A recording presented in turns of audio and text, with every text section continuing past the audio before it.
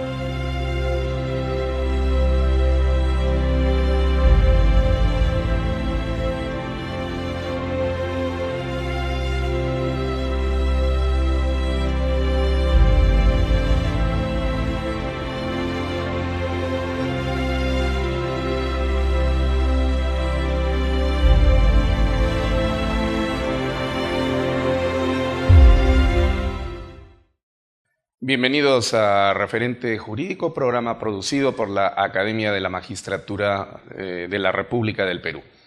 El día de hoy vamos a tener un programa muy especial, dado que nos encontramos en la casa de uno de los más prestigiados juristas y filósofos del siglo XX en el Perú, y quien además es una persona que con el conocimiento, el profesionalismo, el bagaje intelectual y la producción con la que ha aportado al crecimiento y engrandecimiento de la ciencia del derecho, no solamente es conocido dentro del ámbito nacional, sino que además su nombre ha trasuntado las fronteras.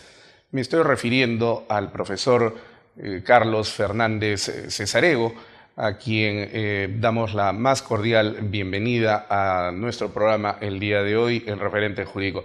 Doctor Fernández Cesarego, bienvenido a nuestro programa en la Academia de la Magistratura. Es un honor. Muchas gracias.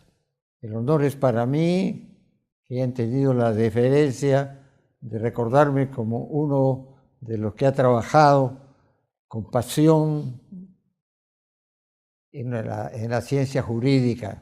Muchísimas gracias. Muchas gracias. Bueno, vamos de frente al grano para poder llevar a cabo esta conversación que ya se nos antoja bastante interesante. El derecho es su pasión, es nuestra pasión. Somos estudiantes de derecho fundamentalmente, antes que cualquier otro título, y usted lo ha demostrado permanentemente. Han de saber los televidentes que desde que nos ha recibido el doctor Fernández Cesarego aquí en su domicilio, nos ha manifestado precisamente que él continúa trabajando intensamente en una nueva producción bibliográfica. Me parece que el libro número 17, lo que da cuenta precisamente de ese gran sentido, ese gran sentimiento apasionado con la que un hombre puede dedicarle su vida a algo que lo apasiona, en este caso el derecho. Con esa misma pasión, doctor Fernández Cesarego, ¿qué es el derecho? Pero antes de intentar responder, usted ha usado una palabra precisa. Somos estudiantes de derecho permanentes. Por eso cuando me dirijo a los estudiantes les digo colegas. Ellos se sorprenden. Sí, yo soy un estudiante como ustedes. Bueno, el derecho es una filosofía, una ciencia y una técnica. Tiene 3 niveles. La filosofía que nos da los supuestos, los cimientos de la ciencia jurídica, la doctrina o la ciencia, la dogmática, que es la de los que escriben libros de derecho, son profesores, crean la doctrina y dan pie a la jurisprudencia. Y tercero, los que beneficiándose de los supuestos que les transmite este segundo escalón, son los que ejercen la profesión del derecho, ya sea como jueces, ya sea como litigantes. Yo diría que el derecho es el conjunto de estas tres actividades. El derecho lo ha creado, podemos decir además, otra alternativa. El derecho ha sido creado por el ser humano para poder convivir. Si no hay derecho, no se convive. El derecho en sus primeros tiempos fue justamente una mezcla de lo moral con el derecho, y poco a poco fue dándose cuenta los seres humanos que necesitaban de reglas de conducta, que después hemos llamado normas jurídicas, para regular sus relaciones, entre ellos, entre su comunidad y las otras comunidades. Entonces, el derecho es una ciencia que tiene una gran trascendencia, porque es la que permite la convivencia de seres libres, buscando siempre la paz. Este es más o menos una síntesis. Una síntesis le he dado dos aspectos de lo que es el derecho, ¿no? Con esta respuesta nos viene a la memoria dos importantes personajes del siglo XIX. Por un lado, Julius von Kirchmann, lo recordará usted, en esa vieja conferencia donde él negó la condición científica del derecho, que señalaba que una palabra de legislador podía echar al tacho de basura cientos de bibliotecas de derecho. Y por otro lado, cuando Carlos Marx escribe con Federico Engels el Manifiesto del Partido Comunista, señala en 1848 que el derecho es la voluntad de la clase dominante erigida en ley. Lo común que existe entre Kirchmann y Marx, a pesar de sus diferencias filosóficas y políticas, radica en el hecho de identificar al derecho única y exclusivamente como una manifestación puramente normativa, es decir, la ley. Sin embargo, como usted lo ha precisado, el derecho tiene que ver con la ley, pero la ley no agota ni constituye la totalidad del derecho, sino que hay aspectos como los fenómenos sociales, donde se desarrollan las múltiples interacciones sociales que generan conflictos, desencuentros y que obligan a la propia humanidad a tratar de introducir esas reglas de convivencia social, y que luego van a ser llamadas normas jurídicas con el paso y el devenir de los siglos, y que tiene que ser estudiada desde una perspectiva ciertamente epistemológica, donde ubicamos la ciencia del derecho, que con sus técnicas y sus procedimientos metodológicos y propiamente epistemológicos aborda la totalidad del conjunto de estos conocimientos, sin entrar todavía en consideración al ejercicio del derecho, que ya es otro asunto totalmente distinto. Digamos, este es el marco que en los últimos años epistemólogos como Alberto Calzamiglia, por ejemplo, a quien usted conoce muy bien, ha venido sosteniendo respecto del derecho, pero usted ya había propuesto esta idea de una concepción integral del derecho allá por los años 40 inclusive, con esa famosa tesis. Bosquejo para una determinación ontológica del derecho. Del derecho, sí. Que cuando fue donde el editor dijo, pero este es un nombre germano. No entendió qué es eso, bosquejo para una determinación ontológica del derecho. Así que mis amigos le cambiaron de nombre, pues, para cuando salió, en el momento que salió del libro. ¿Y en qué consistía el libro? ¿Qué es lo que explicaba el libro en ese momento? La tesis tiene su origen en que yo estudié filosofía. Yo egresé de la Facultad de Letras de San Marcos. Mi vocación fue la filosofía. Llegué al segundo año de letras y tenía que escoger una profesión. Mi profesión hubiera sido ser filósofo, continuar ahí y hacer una tesis de filosofía, etc. Pero eso fue en los años 46, 47, donde ser filósofo era hacer nada para mantenerse. En la PEA, en la población económicamente activa. Claro, para crear un hogar, para sostener un hogar. Entonces escogí derecho, porque pensé en la justicia. Ah, caramba, el valor justicia me interesó. Esta es la facultad con la que tengo mayor cercanía, pero no dejé de seguir también letras. O sea que yo estudié 2 facultades.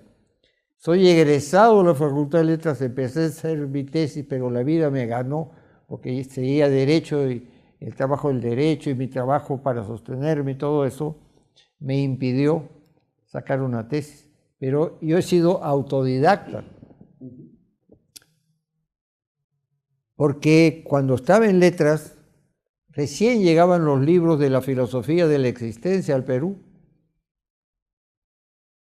Yo andaba mucho dando vueltas por la biblioteca y llegaban estos libros. Antes los libros venían cada 10 páginas cosidos. Había con un cortapapel, que así se llamaba, un objeto histórico ya. Había que cortar las páginas, porque si no, no podía leer usted 10 páginas. Entonces yo cortaba los libros que recién llegaban antes que los profesores los leyeran. ¿Y qué llegaron? Los libros de los filósofos de la existencia que escribieron entre las 2 guerras mundiales, allá por los años 30, 33, por allá. Estamos hablando de Sartre y de Heidegger fundamentalmente. De Sartre, de Heidegger, de Jaspers. Charles Jaspers. Estupendo, a mí me encanta Jaspers. Y están citados en mi libro, si usted ve las citas, están citados algunos de ellos que leí. Y me impresionó. Vaya, dije, al fin los filósofos ya no se preocupan para conocer el ser de las cosas del mundo, sino se preguntan, ¿quién soy yo? Vaya, al fin la filosofía se vuelca para conocer el ser del ser humano. Fantástico, dije, esto es lo que me apasiona, conocer a los seres humanos más que a las cosas. Y entonces me aficioné y me convertí a la filosofía de la existencia. Mi filosofía en la vida ha sido siempre, y en todos mis libros comienzo siempre con los supuestos de la filosofía de la existencia, que da un vuelco histórico, porque por primera vez el ser humano es el centro de la filosofía, como ha ocurrido en el derecho, que en el siglo XX el patrimonio, que era el centro del derecho, fue sustituido por la persona. O sea que hemos asistido a 2 vuelcos históricos en el siglo XX. Para mí el siglo XX es el siglo filosófico más intenso, creo que hasta más que de los griegos. El siglo XX fue un siglo extraordinario. Sale la filosofía de la existencia, el derecho cambia. Ya no es el patrimonio, es la persona el centro. El patrimonialismo va siendo superado lentamente por el personalismo. Bueno, con este bagaje ingreso al primer año de Derecho.